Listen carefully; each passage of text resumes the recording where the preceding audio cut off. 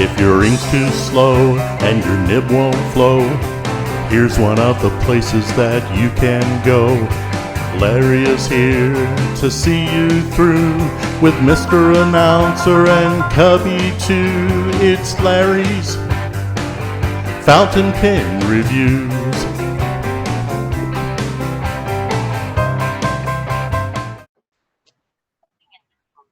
Hi, Tina. Hey, Larry, how are you? Good. You? I'm good. Sorry, I'm turning the You TV get down. it on here. There. So, that's your little boy then with you, right? Yeah, that's my son. He's not so little anymore. He's a senior. He'll graduate in May. Wow. So, Around the corner. yeah, a lot closer than I like to think about. So how many kids do you have? My daughter Darren's a junior in college. She goes to Purdue in Indianapolis. What's she going to be? A forensic biologist. Ah, okay. So, Criminal minds. yeah. Oh, Bones. when can I snag at you as a guest also for the planner? Well, I can't do it in January. I found out when I went and put it in the calendar, I have a library board retreat that morning that I cannot miss because we're doing our strategic plan. But you can do it sometime in January? I could do it another day in January, probably. Any month would be or fine. if you wanted to do it like that night, we could do it that night. Yeah, I just can't that's do what it I in the morning. prefer. What night would it be good with you, Jake? 8 o'clock works, or 7, whatever. Not any weeknight. Okay. What night is good with you? Oh, Stan's on. Yes. Hi, Stan. Hi. Hi, Stan there. Good. Hi, Larry. This is what Cape people eat. Hey, Mrs. T, do you know Stan? We've talked before in group. Yeah, I think Right, we've that seen line. today. Yeah. So, Stan, what's new with the kitty cat? I'm just stalling time right now. Nothing. She just ate and now sleeping. Per usual. Give her time. She'll wake up in a minute. Yep. Hey, have you guys experienced the, call them porch pirates? Yes. We have a Pretty lot. common. We have a lot of that here. Yeah. Yeah, we don't. I personally hasn't experienced that, but yeah, in the neighborhood there's a lot.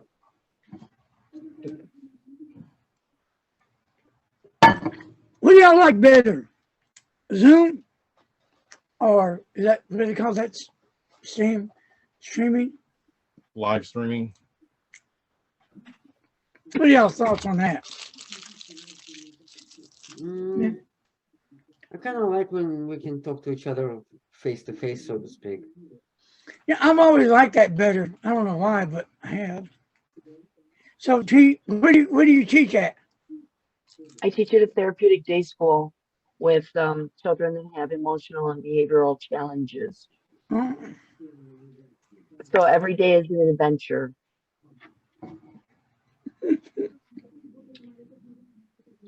Is that through the school system, or is that a entity? We are a non-public school that we service the students out of CPS, Chicago Public Schools, but we're run by a separate agency. We could use that sort of thing down here. We just have them mainstreamed into our regular classes. Oh, that's got to be fun.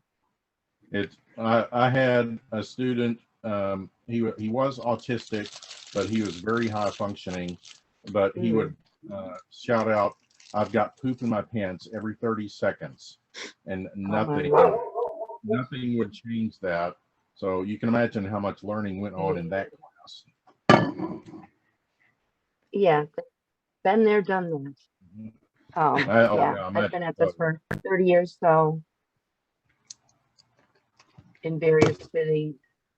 So, Well, you know, they're having another, Maryland's throwing another, what do you call it? She's having a Zoom tonight also. Yeah, at 8. okay. Oh, I don't have the address for that one. if you go on my page, you'll see it, I guess, or you can just ask her. So, I don't like being on social media or anything that is something pertaining to my group.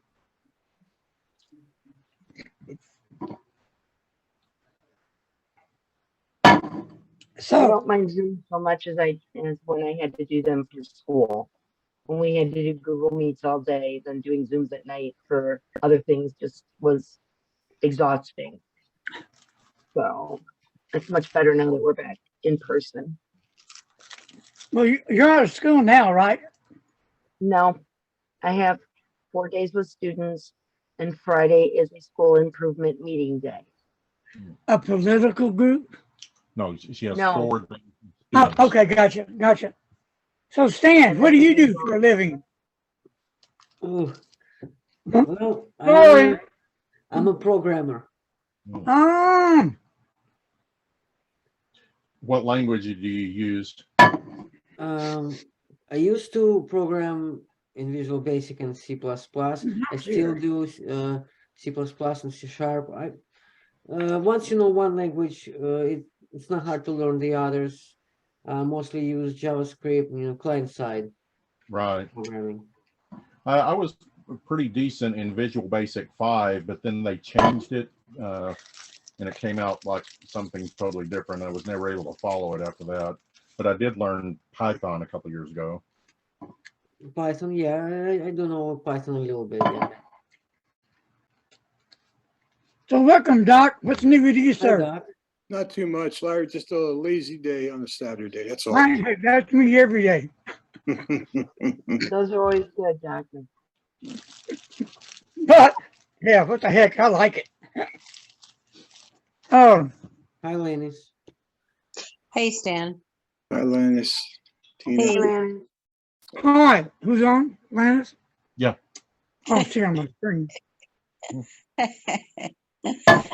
There she is. I tell you, I seem to be living on Zoom these days. Last night with Joe and crew, and this morning with you, and tonight with you. Wow. A double shot of Larry's love. That's what. Yep. Now, while Doc, you're on here, so I can kind of get you against the wall there and corner you.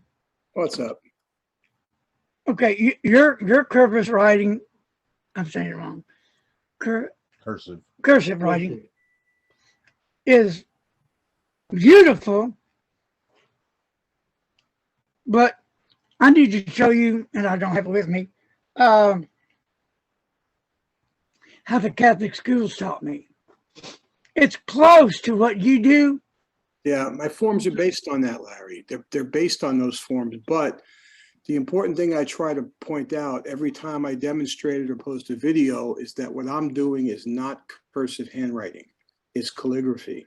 I call it cursive calligraphy so I don't confuse people too much. But the proper form of cursive handwriting, if you talk to the experts that used to exist at one time, well, what Michael Ward demonstrated in his videos using just a fountain pen or straight pen. It's that kind of movement, It's called cursive for a reason. It means you can use it, take notes and write everyday, stuff down. My stuff is very impractical. It takes me a while to do it. But yes, it's based on those forms, Larry, based on those forms loosely.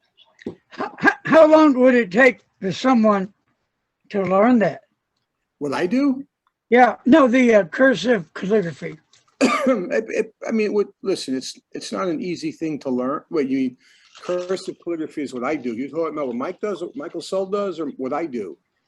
What I do, you got to remember, I've got decades worth of experience with letter forms, and so there wasn't that big a deal for me to transition from the copper plate stuff into this what I call cursive calligraphy. So it's hard for me to say how long it would take with the copper plate stuff, which is, in my opinion, much more challenging because you got to shade the strokes. It took me about maybe upwards of anywhere from, I don't know, 2 years to get to an intermediate level, to get to an advanced level, probably more like 3 or 4 years. Nothing comes easy. And if you really if you want to do it to a certain level that you're happy with, it may be much sooner than that. I've always been very precise in my approach with things when I have time to do it. And so, what I was going after with the copper plate stuff at the height of my doing it was really for really precise script. But that doesn't mean to say that's what you have to do or do nothing at all. It's like there's many different levels of this. And, I'm a happy whatever somebody wants to do is fine. I don't, where I think some people would take challenge is if you're claiming to be a quote master or claiming to be, the best at something, and just make sure you're doing that. If what you do is what you want to claim to be is, the best at Palmer method penmanship, that's fine. But we know what Palmer method's supposed to be and look like. And, but no, most people, it's just whatever, it could take a few to go from absolutely novice to some intermediate level, probably within a decent intermediate level within a year or two. But it really comes down more to training your eye than just your hand. You train your hand up to a certain point, and then beyond that, to get much better, the eye has to come along with it. You have to be able to see a mistake, or at least a mouse shape. And same thing when you're reading articles or you're writing a letter, or whatever it might be. You can read that thing 20 times and not see the errors. And you only see it after they publish it or you send the email. Then you realize you had 2 misspellings in there. So I still am on that road to keep cursive writing alive and well, believe it or not. But I've had so many ups and downs, but I still haven't given up. No, not at all. So that's where you come in, my friend. Yeah, I can do it, but not even close to how you do yours. It's mine looks like chicken scratches or something. But but Larry, like I said, if you know what you're looking at, if you have an educated eye, like someone like Michael Ward, knows what to look for, would never look at the work I produce and say, "Oh my God, I can't believe this," but he's a kind person, would never point that out, and I'm not doing it for that reason. But for people that don't have any experience with the form, would look at that and be mystified. But in reality, even I know all the blatant, I want to say errors, just not the correct versions. And I still have trouble with stem loops, lowercase L's and things like that. The consistency, what I had in my copperplate script was very consistent forms, same shape, same slant angles. Stem loops looked identical. This stuff is a lot more loosey-goosey, but there's something to be said for that in everyday use, the loosey-goosey aspect of it. That's like you, I wear bow ties and stuff. And one of the reasons I don't try to tie a bow tie to perfection is that if you make a bow tie perfect, which I could never do, people just assume it's a clip-on, part of the romance. And, novelty to bow ties, it should never look perfect. And that makes people know that you tied that yourself, so. Are you a right-handed person? Yes. Okay. Stan, are you right or left-handed? Right-handed. Tina? You already did this with us this morning. I forgot, like I said. You should know that Tina and myself are all right-handed as well. Left-handed? Right-handed. Yeah. Again, now let me say again that I'm on the beginning stage of that good old friend. Mhm. But I'm going to forget a lot, and I'll probably be asking questions continuously. So I just, it's not any fun on my end, but I just move on. So anyway, as long as I can see your face, not a good idea.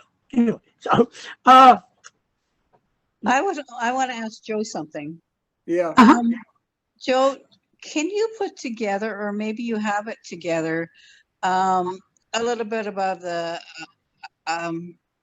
like, I'm kind of a linguist, and I'd like to know the exact definition of, let's say, in grosser script or and calligraphy script and cursive script and that kind of thing. And you guys were tossing around words last night that I've heard lots of times, but I'm not that certain how to differentiate them. Mhm. Do you think you could put something together for that and then post it not on the chat because it doesn't stay here, but it may be on the Yeah, I can look into doing that. Sure. And there's been a lot of controversy about this. I mean, obviously, if you're talking about definitions, I'd go right to Webster's dictionary. They have, but our view of this is a little different.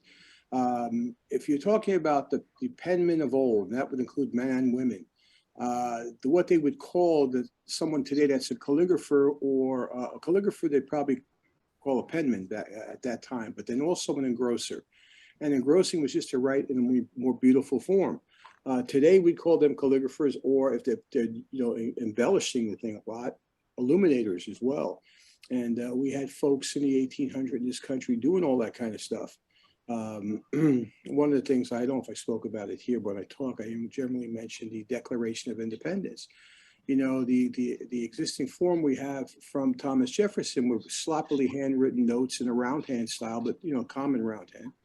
But then, it wasn't until, I think it was months later that they employed a guy named Timothy Matlack to engross the document. And so he produced a form that you recognize. When I say Declaration of Independence in the United States, there's an image that pops into your head. That's his form. And so that was done after everything was signed.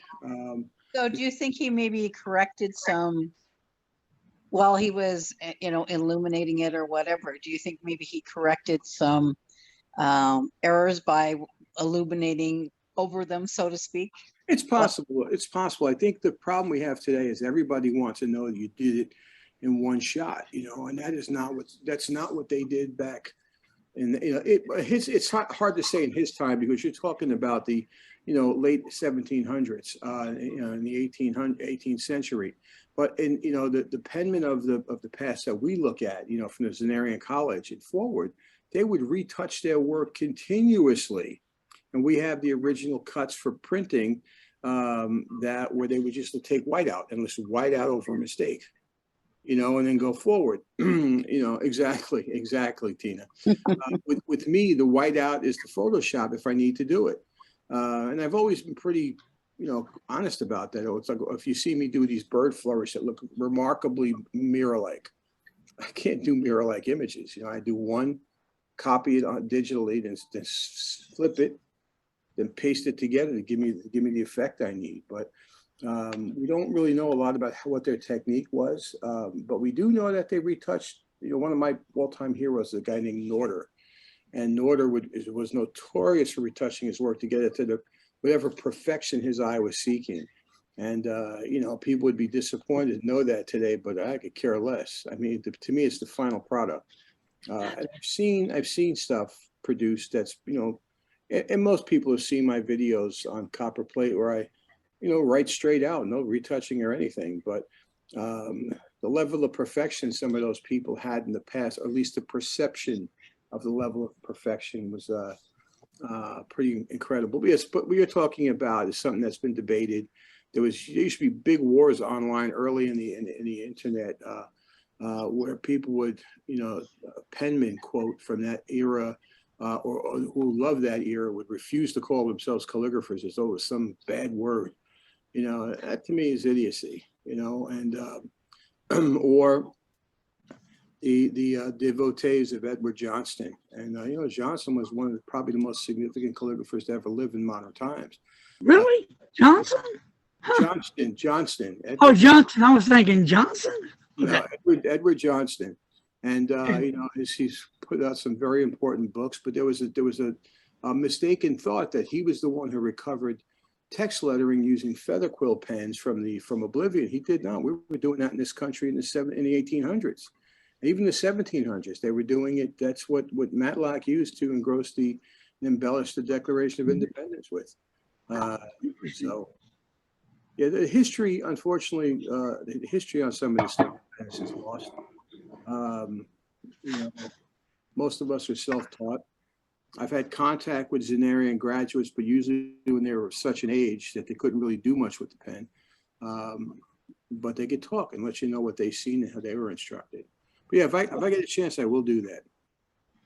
Thank you. How I want you to help me with the a Zoom one day, probably just on the Pen Hangout, and we can, or rather, you can show people how to cursive, because if I do mine, then we'll be able to read it. So, and Yeah, my cat will have nightmares there. If you take somebody, let's say like Michael Ward, who can actually do a Palmer method like cursive, but with true muscular movement, that would impress people. But I think would scare them off because that kind of movement does not come easily. I don't possess it. So what I do is more, finger work and wrist work and stuff like that. What Michael does is this kind of stuff. And the level of control you have to develop for this to really work is most of the time when even people who are doing cursive with finger movement, if they try to move to the actual form it was meant to be used with muscular movement, their quality of their script goes down dramatically for a time being.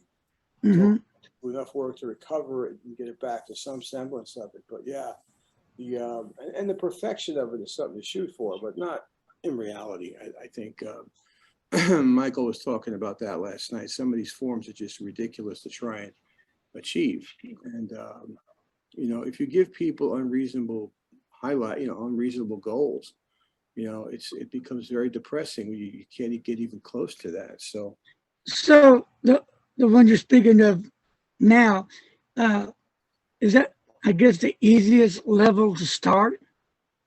Well, the type of work I do was never something that was actually in the official queue for this stuff. It was just something I did.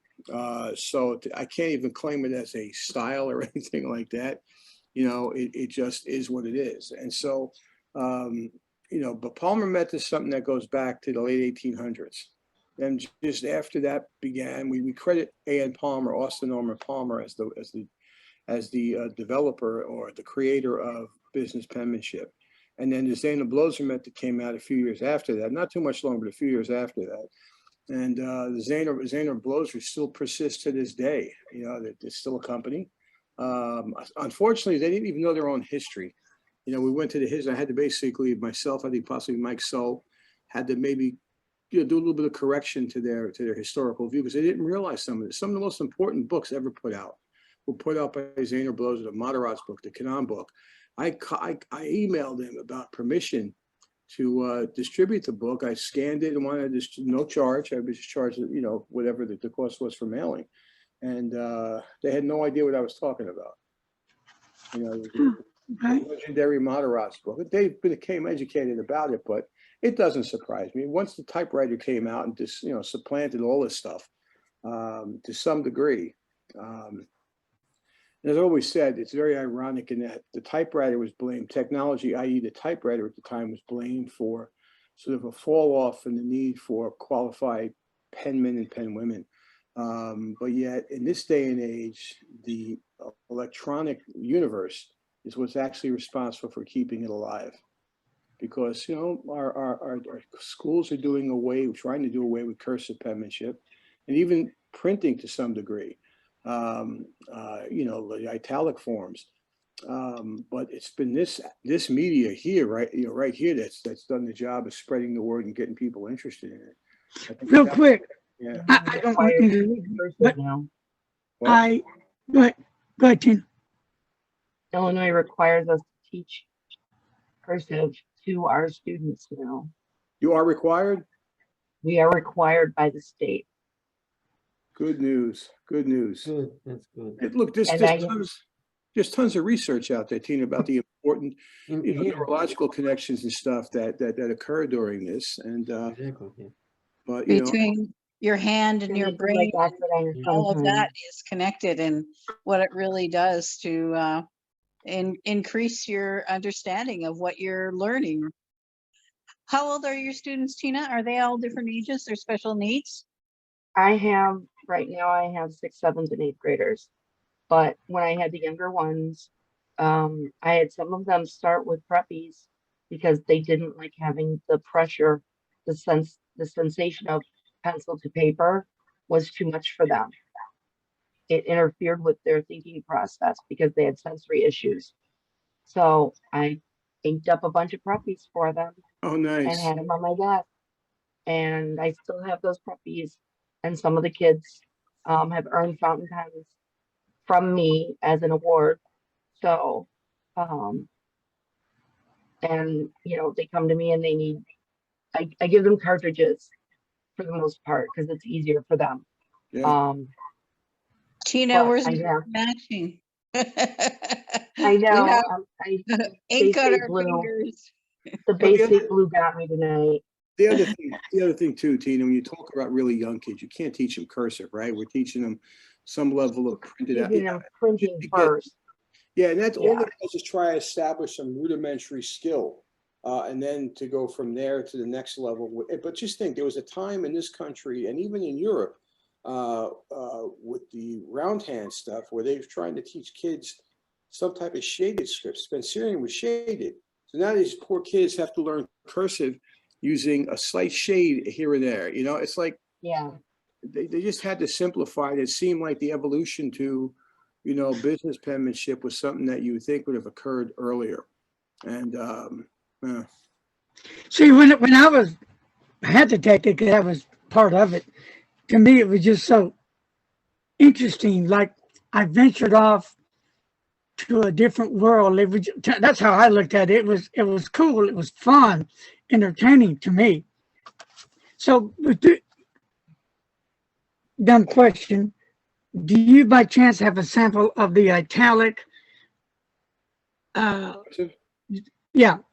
Italic, was it writing or phoneme? No, things like that. If you were to just do a Google search, you should be able to come up with.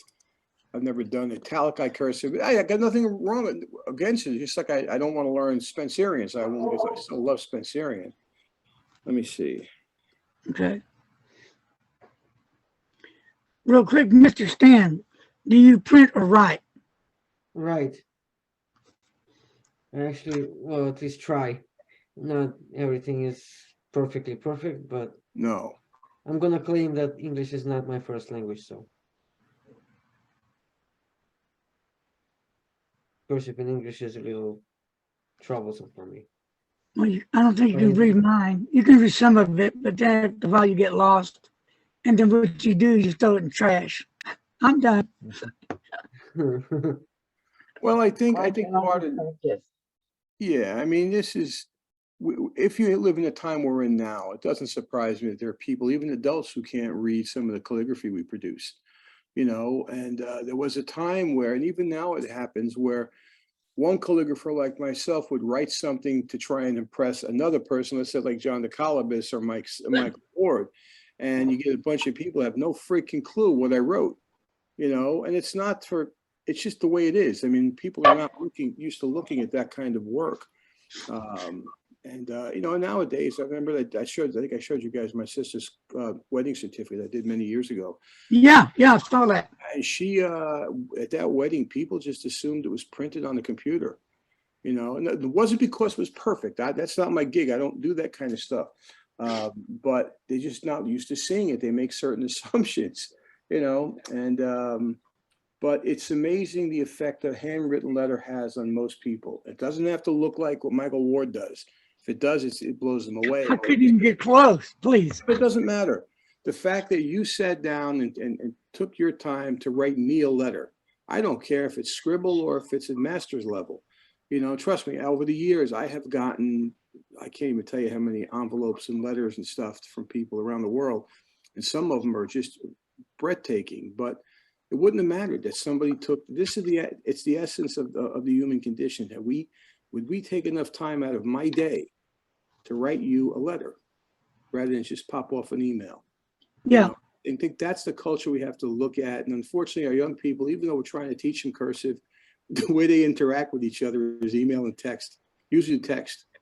You know, my niece is now in her 30s, tends to write me, you know, text messages with misspellings and abbreviation. It just drives me nuts.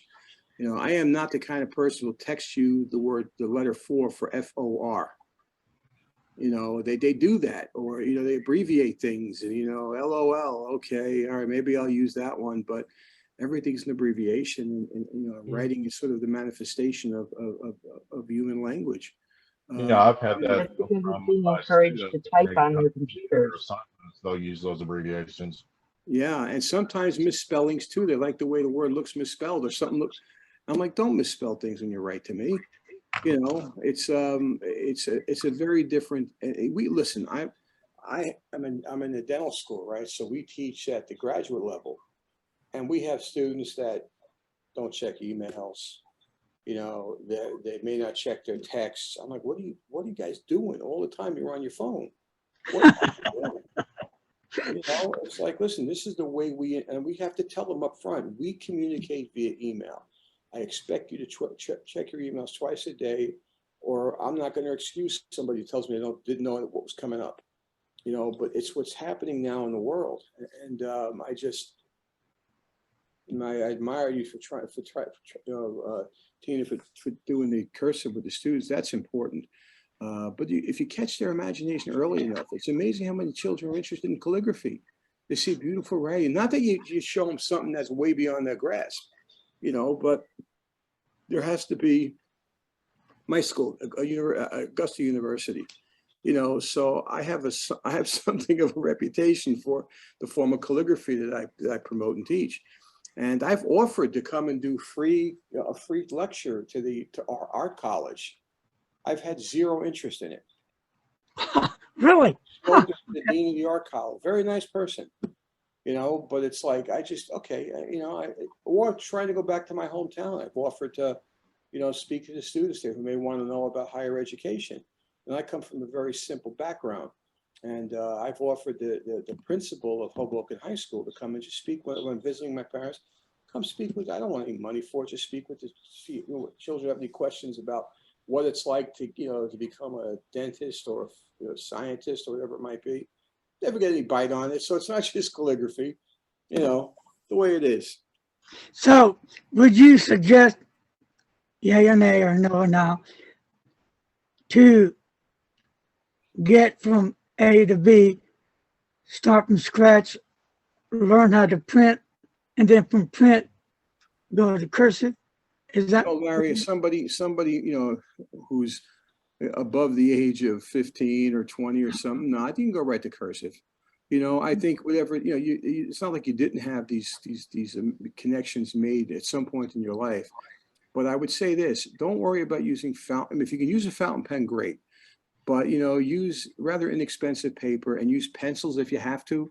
But my number one favorite writing instrument is a pencil, number one. And I don't know if it's got to do with the fact that it reminds me of my childhood, but I'm not even a fan of mechanical pencils. I like them, you got to sharpen. And so I have a big collection of those. And I think that to me is like, you know, the best thing. And then also paper. It's like just, you know, even if you have to start off by printing out a sheet to put under your paper to copy over it, just print, you know, trace the letter forms in the beginning to do something like that. Or you see something I come up with, or Mike, and you want to do that, print it out, put it under, you know, paper that you can see through to some degree on a light box and trace over it and just get the feel for what that flow is supposed to be. Yes, exactly. And that's the kind of thing that you Whiteboard. I mean, I think I've told this, there's never a piece I write with that does not have guidelines below it. I always use lines with the slant and the X and X height and baseline. There are people that don't do that. And unless they're really, really good or talented, you can tell that they're not using them. And even with all the use I do with those things, I simply miss sometimes.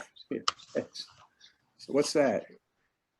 That is my graphite lead that goes in the lead holder that I love. You putting that into something?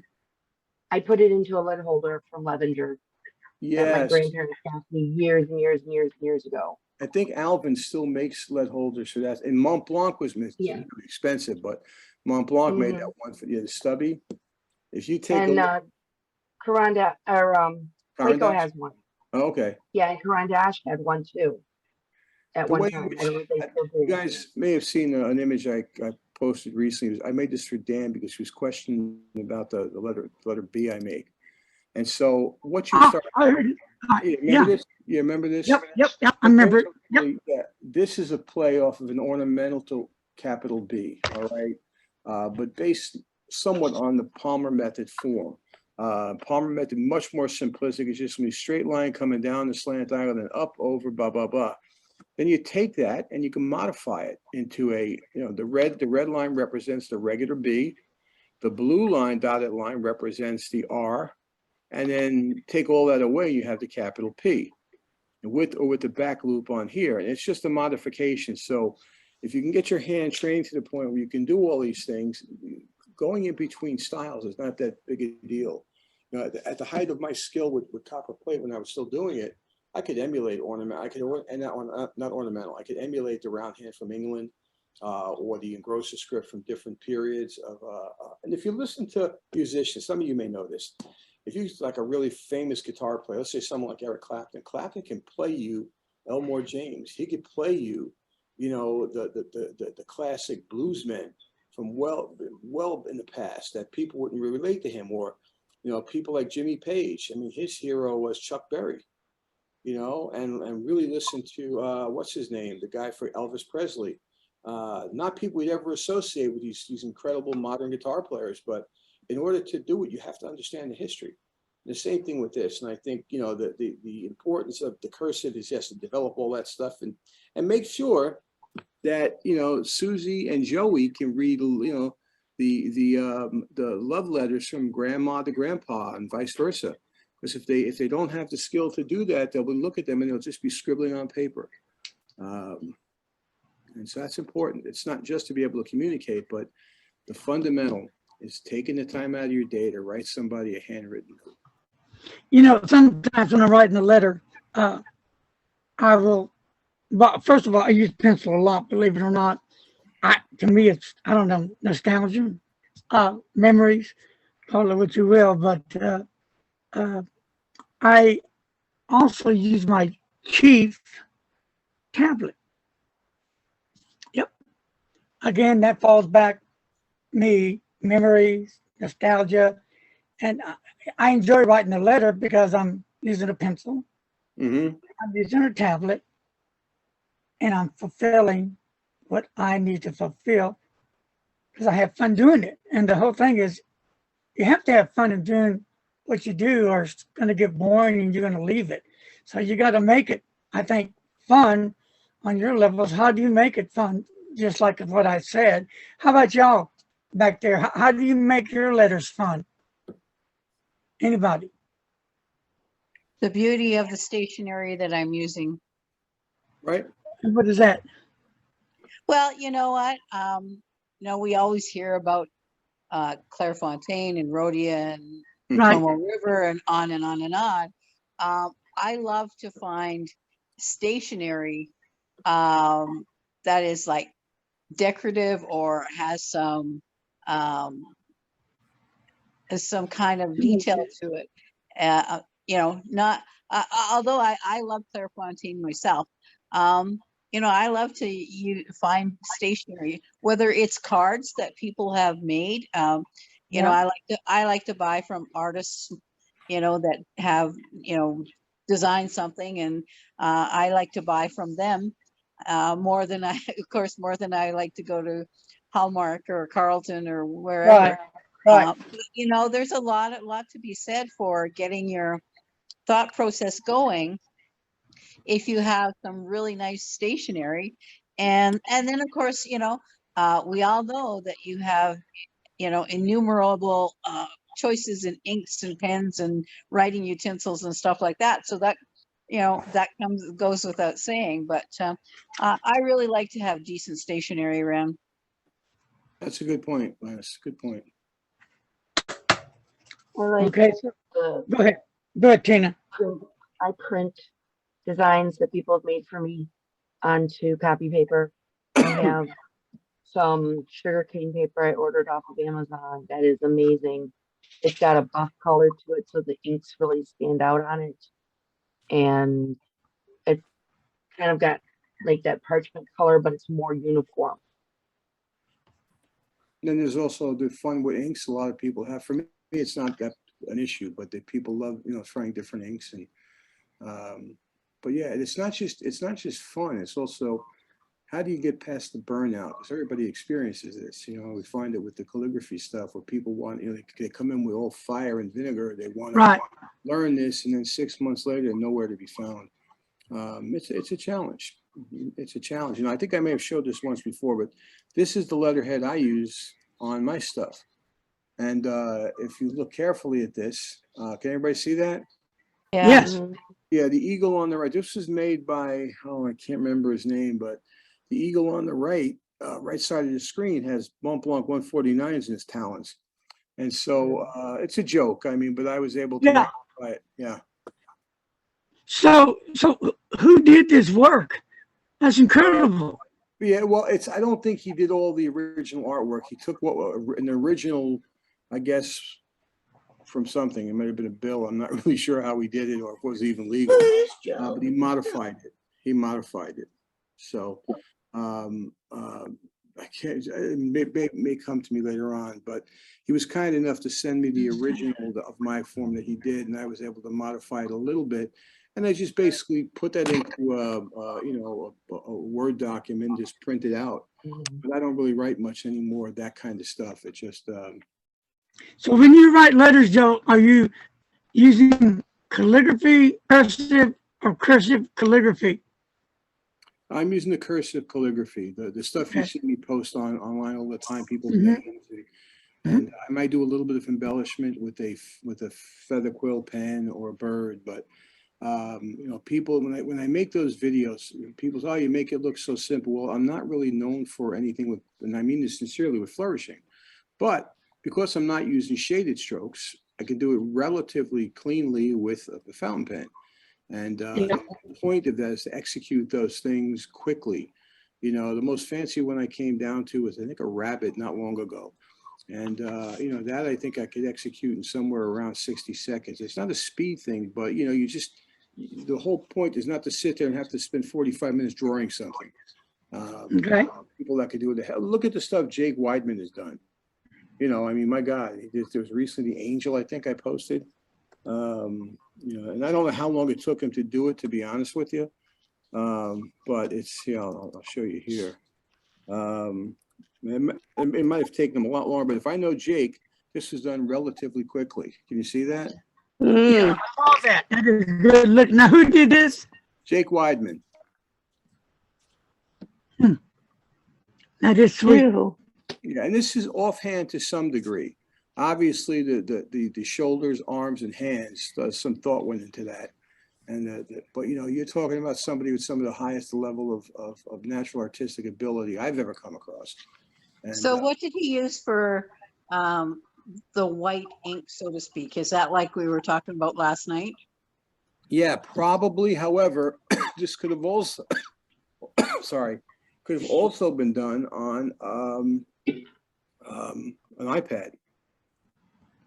I don't know at this point now. I'm not really sure. You know what? I could ask him how he actually did it, but some of the most famous pieces from the past that we have, once from like a letter from Elmer Ward Blows, or white ink on black paper, we find out now that it was actually black ink on white paper, just inverted. You know, unless you know that, how are you going to know something like that? So I'm trying to find out if I could do this quite simply. Here it is, invert. So if I take the same piece, right, and I share this with you, that's probably needs to be adjusted for subtlety and stuff like that. God, pretty. You know, I don't know if it was done in black or what. I have no idea, but it certainly looks nice as in white.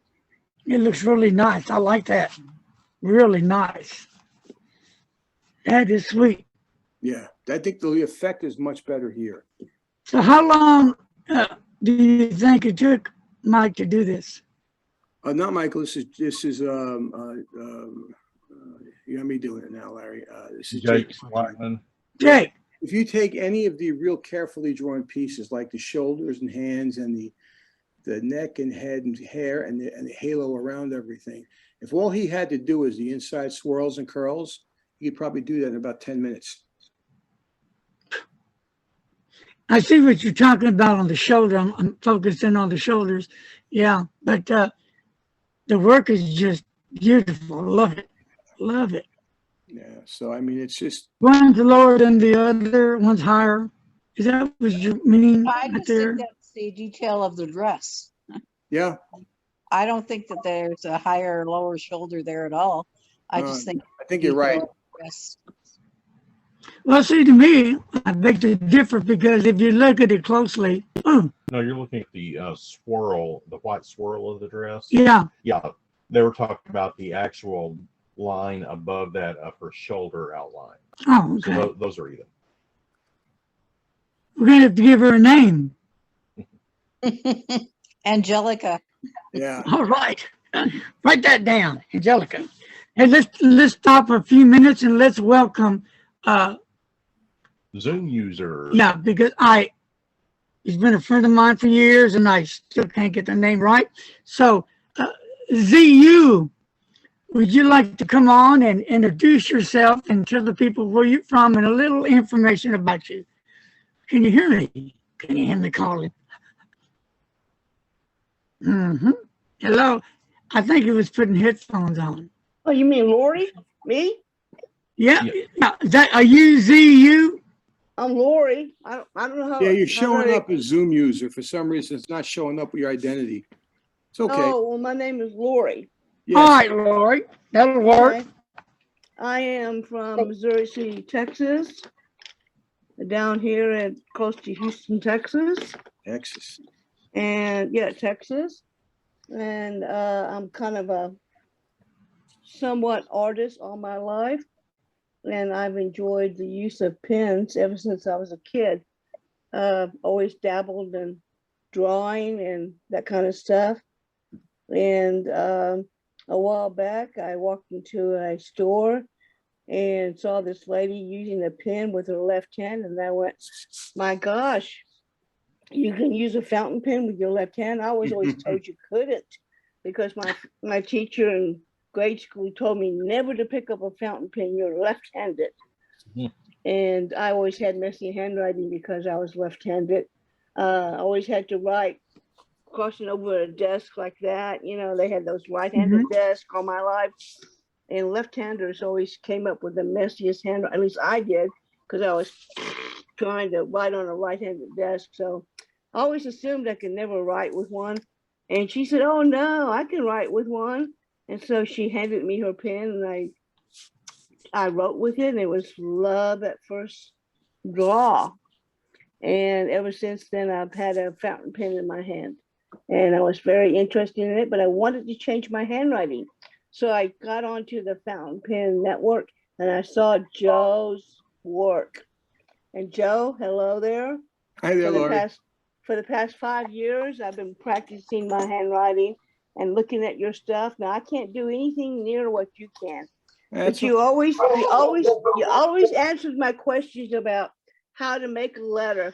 And so my handwriting has changed from unreadable to readable now. And I give all that credit to you. Oh, thank you. Because you encouraged me every time I had a question. And as a result, my people say, oh, what pretty handwriting you have. And I go, thank you, Joe. That's the whole intent of what I tried to do, you know? Yeah, I mean, my handwriting is nothing, but it's readable and all the letters can be seen and all that stuff. So I go, you know, never tell somebody who's old they can't relearn motor movement, but I agree. There you go. All these sites. And not only that, it's you just never know who you're touching. You know, you never know with whatever you do. You know, whether it's videos on calligraphy, or whether it is teaching, or whether it is, you know, speaking or giving somebody a compliment. You just never know how much of an impact that's making on the person that you have connected with. Absolutely. Absolutely. Well, you know, I'm going to go along with that too, because I have arthritis real bad in my hands. And every time I picked up a pen and I write, and I write a little bit each day, and it helps my arthritis because it keeps my fingers nice and limber. Yeah. And one of my doctors, especially a physical therapist, said, "What do you do to?" Yeah, I have the same thing. Yeah. What do you do to keep those fingers? And I said, well, I do little, I make little things. I make little things like these little boxes so that I can put my pens in. Gotcha. But I also write, and I do things, and all, so that keeps my hands. And so I get into the spiel about if you do things with your hands, and writing cursive actually helps me. Yes, writing cursive helps me to keep is my physical therapy or my occupational therapy. And I go into what I do, the exercises I do. So, you know, you can go into that, and I won't keep you. I'm sorry, I'm talking too much. No, go ahead. And go ahead. Yeah. Oh, and Larry, here's my new baby. Ah, all right. Took me a year to save up for that, this little precious Is that baby. a Platinum. Very nice. What size nib do you have with it, Lori? I think this is a fine. They I think they only come in fine, medium, and fine, medium, and they have a C. They have a C as well. What pen is it? Bold. This is a platinum. Oh, platinum. This is the last year's pen of the year, pen of the year. Special edition. Yeah, special edition. Yeah. And I actually had to sell off about a third of my Retro 51 collection to buy it. So I had to sacrifice. But, yeah, good pen. I got a new pen too. Huh? I also got a new pen. This is the Leonardo Officina Italiana Momento Zero Grande 2.0. Oh, what a name! What a name! The one with Nice, man. You go for it, brother. Yeah, I couldn't even get close to it. Yeah, Appleboom. Was that a wall? Was that a Norwal? Yeah. What? Oh, yeah, it's a Nautilus. It's the Mylandia blue. I picked it up at Beautiful. Stan, does yours have the Leonardo nib in it? The Leonardo. Yes, Leonardo steel nib. Yeah. It's a Yovo nib with a plastic feed. Wow, I could never get it. I couldn't afford anything like that. But it cost me $150 actually. They had. How did you get it for that? How much? How much? Around $150. Free shipping. How? Appleboom ran a 20% off sale on Fountain Pen Day. When I saw it, I just had to have it. Yeah. Wow. I wanted to show something here specifically for Lori because she's a left-hander. I'm not only going to post this as a composite of images. I'm not going to blow these all up. But if you look, this is the first IAMPT Master Penman ceremony. I'm doing this, showing this just for a reason. I helped Mike put this together. I served as the MC in 2001. But the interesting thing is, Laurie, of those people inducted, Rosemary Bucha, can you see my cursor here? Yeah. Rosemary and Rick Muffler, at the time resident White House calligrapher, both left-handers. That's Michael Sull. John DeColibus, one of the best ever with the pen, left-hander. And that's, of course, Bill Lilly. This is Michael's mentor down here. David, I can't remember the name right now, but so you're talking about all these people are left-handers. Wow. Yeah, it's not about you can't do it as left-handed. There are challenges you face, but You know, Rosemary is somebody who writes script with an incredibly odd pen. I mean, I've never seen anything like it. And, you know, there's ways of getting it to work. And don't let anybody tell you just because you're left-handed, you can't do it. What they had at the time was if you tried to write without a hook, you're going to smear the ink. But there are people who are left-handers who write without a hook. They write vertically, straight up and down. Debbie Zeinert is one of them. I think I can find that image. Left-hander. I'm an underwriter. I've trained myself to be an underwriter. That's fine. Yeah, I mean, whatever. Let's see. Okay. What's going on? I'd love to talk to one of those, a person like that. Because, Actually, man, one night, believe it or not, one night we did have John DeCalabas on here. I get it sometimes when it's cold.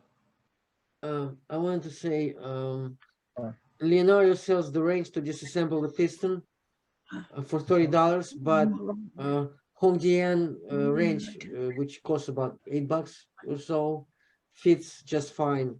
So if you want to save some money and you have Leonardo.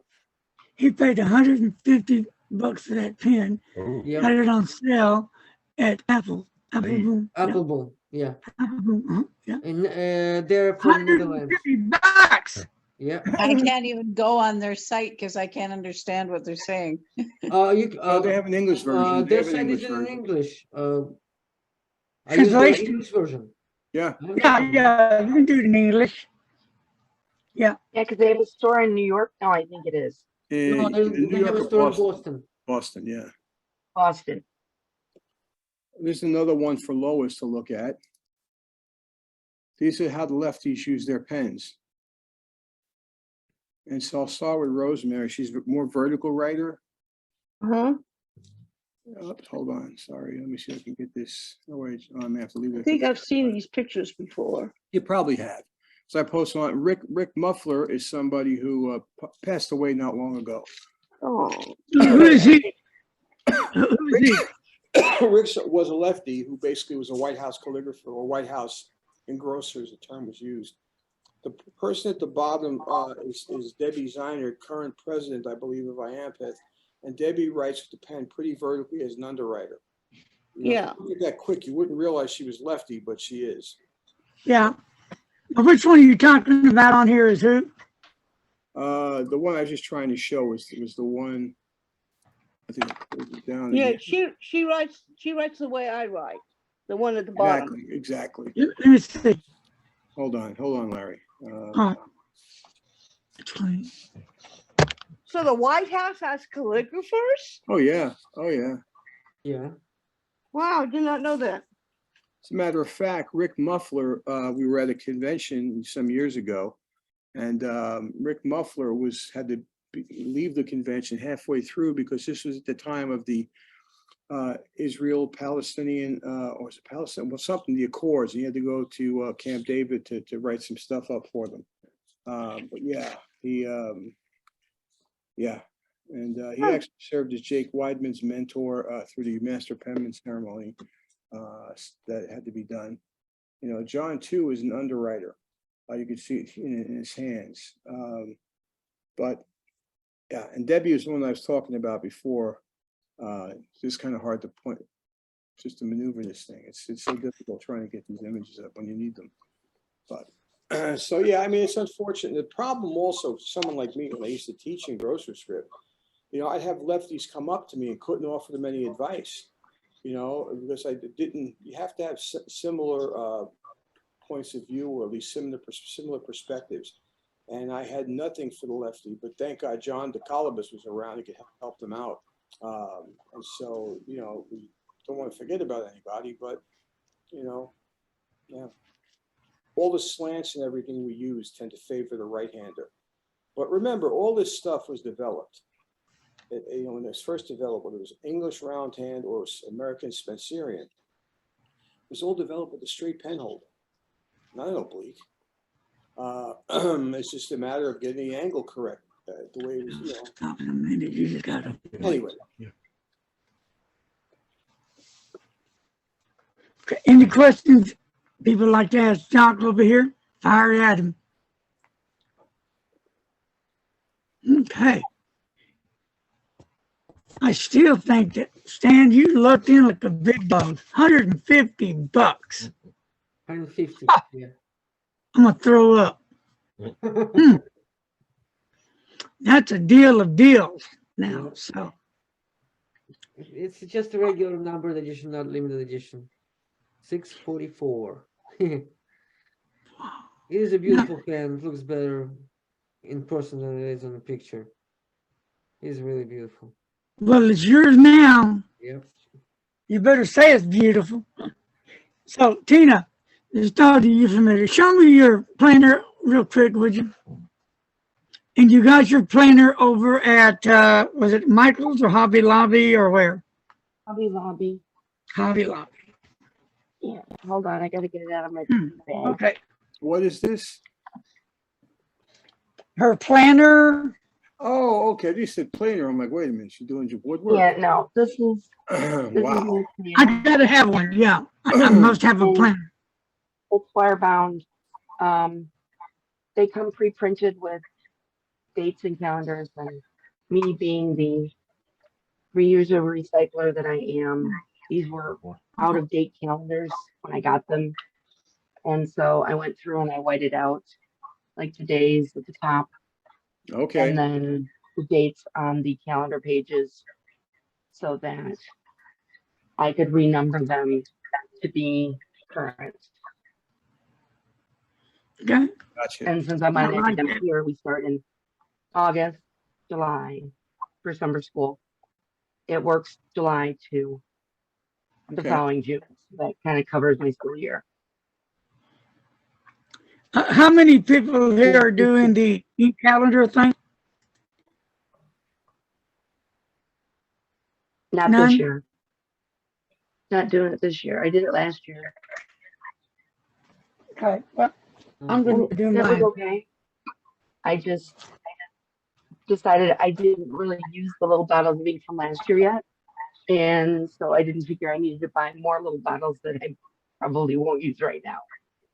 Yeah, I've never done it. I just not trying to knock it or nothing. Just never had any interest to do it, so I did do it, and I'm okay with that. You know, everybody's different. I just nah. Now I want to show you my new ink calendar. Ready? It's, Let me get the huh? here. It's something very enjoyable. Are we ready? You okay? Yeah. Okay, here we go. Ta-da! Love It's it. got all the days on it. So yeah. And if I get tired of that one, I can always change it to ta-da! That one. And last but not least, the elves kick it in. Oh yeah. So that's So what I what is, would do. what is that? Is that a chocolate calendar, Larry? Yeah.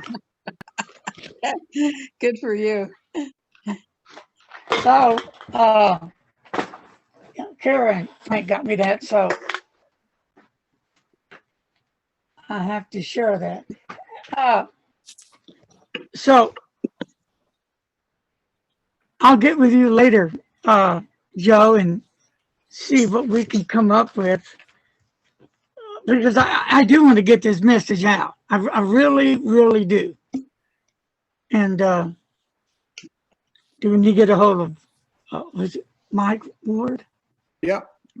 Yeah, need to get a hold of him. Okay. But how long do you think a session should last? Well, if you're talking about the instruction of the form, the actual form, the alphabet form, you know, that would be, the preference would be to have people look at the material, because I have materials on this to just, you know, go through it, practice it with me. I give you stuff to print out. And then when we come together, just try and, you know, make some optimization of people's, you know, forms. But, you know, when I was teaching, even though it's a level, a different technical ability, you know, the copper plate stuff, you know, we used to do these sessions that would last, you know, the entire like day at IAMPIT, morning and afternoon. And it's just too much in too short a period of time. And most people would feel overwhelmed. you just have to, you know, there's no way to make it for just beginners, just intermediates, just advanced. And so inevitably people would feel lost at some point, but not the advanced. The advanced folks would sit there and be bored for most of the day, you know, but it's hard, you know, you want to have people come into this. Let me see if I can come up. I've been thinking about coming up with some type of instructional material, but it might take me a while to get around. So, I mean, think about this. The free book that I put out, that came out in 2012. But those based on articles I wrote from like, you know, 2000 to 2005 or 6. And so I had to coalesce them and then come up with additional artwork. So it's not a simple matter to do it. You know, what helped me is the fact that there were articles that were already published in the IAMPT newsletter and journal, but they didn't read like a book. The narrative read like individual articles. I referred, okay, in my last article, I have to go back and edit all that stuff. So it's not as easy to do as most people would think, or just produce a video. It's like, okay, you know, that's why for most of the videos I produce, I try to do them in one shot. You know, I don't want to have to constantly cut and cut back to things, and I don't have that kind of time anymore or desire to do it. You're saying on that. Yeah, That I mean, look, probably the best thing to do is base it off of, you know, the basic form of the, you know, Palmer method. I can do those forms, but, you know, but the actual cursive nature, the true cursive nature, as it's meant to be done, that's something that Michael would have to help with. And I don't want to stunt a bunch of people's writing by teaching them what I do, because I have regular cursive handwriting too, but you can barely read it. You know, but if I don't want people to think that what I'm trying to do is to teach them the way to, you know, to do cursive, it's not it. You wouldn't be able to use that in a daily form. It's just not what I do. I'm trying to inspire people to want to learn to write something that looks like that, but not necessarily the way I do it.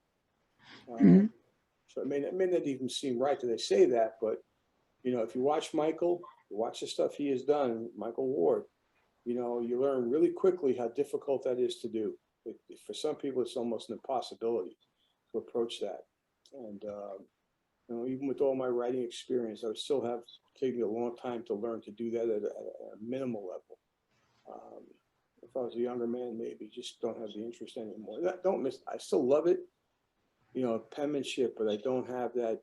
I was literally a man on fire in 2000. I mean, I burnt out 3 scanners scanning books cover to cover, 3 of them, you know, and I just, you know, published article after article after article after article, and everything I could find I'd put out there. But, you know, would I do that now? You know, my biggest, I used to joke around about this. My biggest fear was when I pass away, if there is a heaven and I get up to the gates of heaven, God's going to ask me, so what did you do with your time?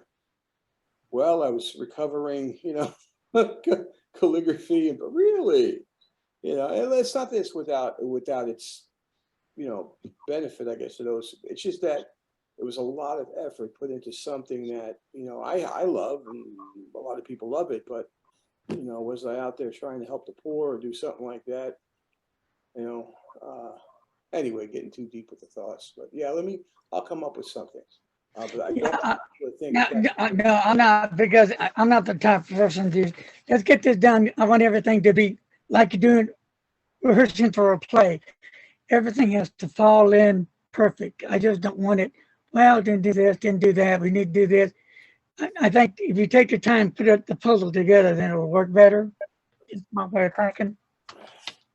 The only thing I would support fully trying to do was if you wanted to try and teach traditional cursive, and maybe Tina, you can pop into that. It's not something I feel comfortable talking about because I really don't do traditional cursive. Okay. You know, would I lead people down the road of very slow writing or, you know, drawing, but the forms would, I think, make people want to be able to write. So we can come up with some. We just need to give it some thought. I don't know if I shared this with you, Doc, or Stan, or anybody, because I forget. At the Fort Worth Pen Club, we had what, last weekend? Yes. The weekend before that, we were supposed to meet. So we couldn't meet because I was sick or whatever happened. Anyway, Frank brought this pen over to me that Janice had gotten for me. And it's really cute. It's a ballpoint pen. Yep. Okay. And here's what it says on it. This is what's cute. The other pen is a Mont Blanc. This one is for you, Janice. There you go. Bring your Mont Blancs here. That's right. I'll take any Mont Blanc. That's all right. I'll get it fixed somehow. Yep. So, with that said, is any... Yak. What you got? My yak case. That. Yeah. In boutique. That's an exclusive. So, now, what is that one? I'm kind of tied together. That's the yak case that a friend of mine gifted me, and then that's the Wicked Witch 1911 sailor. Pretty pen. I call it Elphaba. I love me some sailor. Yeah, this one's got a zoom nib on it, which just is so much fun. And here is my Lamy with the go. Oh no, Lamy LX, isn't it? Lamy LX. Wouldn't that be the LX? Beats me. But anyway, most of the LX are the rose gold or the titanium looking ones, or yellow. I thought the LX was, but I could be wrong. I'm looking. Go ahead. LX are metal pens, aluminum, and with those. LX are made from aluminum, metal pens. Yeah. Well, this one I put on the little nib. I just like the pen that well, so it works for me. So anyway, anything else that people would like to talk about before we split? I got to cut out of here, guys. But we're leaving right with you, Doc. Right there with you. Here tomorrow, maybe. Take care, Doc. Thanks for stopping by, buddy. Bye-bye. Bye. Thank you. All right, Mr. Stan, anything? No, that's it. Wow, well, it's good to see your face. I was worried about you. So where in the heck is Stan? Yeah, busy season, holiday season. I was probably going to get in my private helicopter and go by your pad and get you out of there. Wow. Yeah. Well, Mrs. No, okay, hold on. Larry, Tina, Stan. Lori. And Lori. I had to write that down. Yeah, Is it- I'm new. Is it Lori or Laurie? Lory, Lori. Oh, okay. Yeah. Hold on 1 second. Okay. Happy alcoholidays, everyone. Merry Christmas to everybody that's coming up next weekend. Thank you. Speaking of Christmas, I got the new Retro 51 Hanukkah pens today. Let's see if I can Oh, let's see. Hanukkah starts Oh, it's pretty. tomorrow evening. Hanukkah starts. It's already started. No, it's Sunday evening, I believe. Starts Okay. tomorrow. So it's Hanukkah? actually Wow. it's actually a stamp. And if you get on Drongos, that's the store I go to. If you get on their site, they have a picture of it, and the pen is actually I think there's a stamp out, and this is the stamp on the pen. Okay. It's really pretty. I like it. Wow. Yeah, I think that thing pops. Yeah. Yep, sure does. All right. And now, go ahead, Lori. I was gonna say that then I got a cheap pen. I think you may know about it. It's just the Twisby cheap spirit, the Twisby, the Spirit, or the I forget the. It's the Swipe. The Swipe, and I got the extra fine nib, but I am really surprised. This is a nice little nib. It's very, very smooth. It writes right on the dot. Yeah. And it comes with I have the cartridge in it right now, but it comes with a piston and a converter as well. Wow. Okay. And for a $26 pen, you can't beat it. Nope. Unless you go where Stan got his for 150, you get Well, yeah. I mean that is absolutely not. I mean, yeah. But I like having these in my purse because I don't $26 if it breaks or something happens to it, you don't cry over it. Yeah. But these are just great to throw in your purse and you don't worry about it.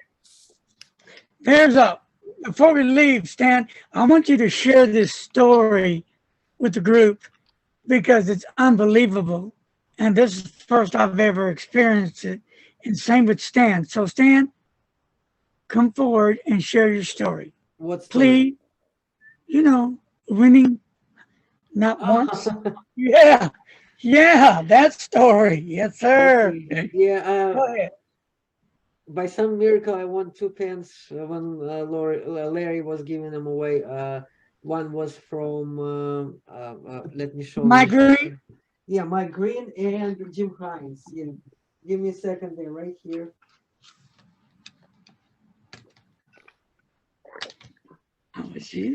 Okay. Larry, so, I always sign up for all the giveaways on Facebook and Instagram. And so I have this one that nobody else has. It's a Bennu. It's the first Bennu that they made and I've had it since 2002. No, 20.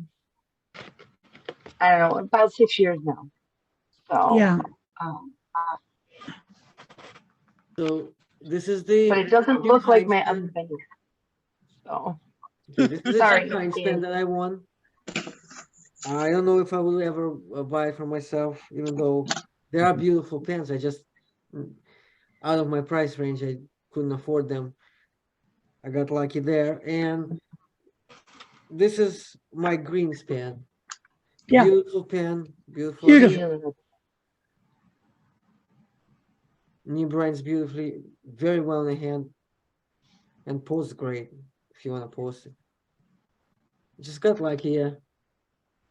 Won twice in a row. I couldn't believe it. We're all shocked. I mean, this guy was a bandit. So was I. Yeah. Dang, not one. Let's get greedy here. Yeah, that's the only thing I ever won. I really don't win. And I'm sure. And I want to answer if it's something interesting, something I would want. Ooh. Wow. Can you handle it from here? I gotta make this call. This one's the Caran d'Ache limited edition Le Mans in the Bordeaux. So it was a 2021 special edition. And I won it from Atlas when they did one of their store takeovers. Oh, cool. So, and it's got the 18 karat nib. Sorry, my camera's not really good on mine. Better than it used to be. That's a nice nib. I like it. Can you hold it up again? Can you hold it up one more time? Okay, is that a metal section? Yes, it is. Yeah. Yes, it's got a metal section. And actually it's really comfortable to hold. It's not real slippery. It's got kind of a curve to it. I don't know if you can tell. It's got a little bit of curve to it to make it easier for it to sit on your hand. And what size nib is that? This is the fine. Okay, I know that, but is that a size 5 or a size 6 nib? I'm thinking it's a 5. Yeah, that's what it looked like. Yeah, it's smaller than my others, so I'm guessing it's a 5. Okay. So, but it's definitely one of my favorite pens to use.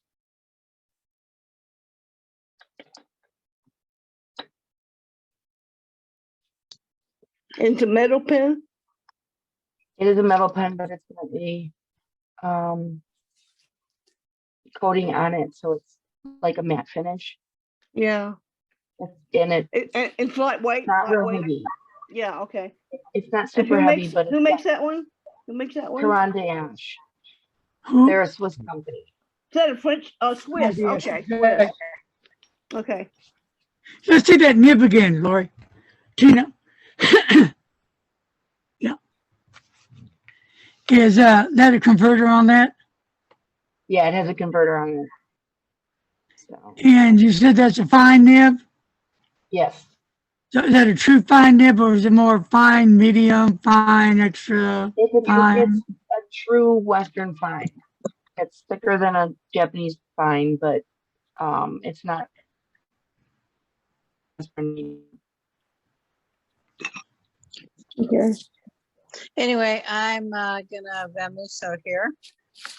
All right, mistletoes. Goodbye, y'all. Let's just hang up now. When the queen goes, I guess that game's over. Yeah. Okay. Except I like your bookshelf, Larry. I like Oh, your thank bookshelf. you. Help You have yourself toys. to it. You have toys on it too. Yeah, I got toys everywhere. Yeah. Well, I don't know if I should. Let's see if I. Well, I'm trying to think if I could show you my toys. Let's see. Oh, I don't have to turn it the other way. Okay. Can you see my toys Yep. Yeah. Uh-huh. up there? No, we can see more of your finger. Okay. Now, can you see my toys? You can Yeah. see them, yes, ma'am. Okay. That is a good one. Yep. All right. I just thought I'd show you. I'm a toy collector as well. All right, and I'll get back with you later, Lori. Okay. Probably tonight I'll send you a message. But okay, folks, peace and love. Remember, got to have some peace and love. And Stan, don't be a stranger. I don't bite, at least not hard. That's all right. Okay. Well, good night, everybody. Good night. Merry about to Christmas fall to you asleep. all. I'm about to Happy fall asleep. holidays.